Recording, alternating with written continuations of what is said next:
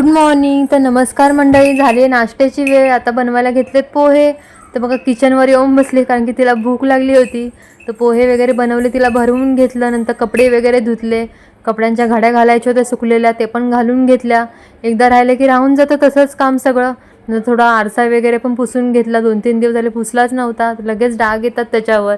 तर दुपारी जेवण केलं, डाळ भात आणि बटाट्याची भाजीच केली होती. नंतर संध्याकाळी गेली होती मार्केटला, तर थोडी भाजी वगैरे घेऊन घरी आली. ते इथे घेतले शेंगदाणे भाजण्यासाठी, कूट करून ठेवायचं होतं. माझी पण तब्येत खूप खराब झालेली. काल डोहाळे जेवणाला गेलेली, तर येता येताच तब्येत खूप खराब झालेली. माझी डोकं वगैरे जाम दुखत होतं प्रवासामुळे.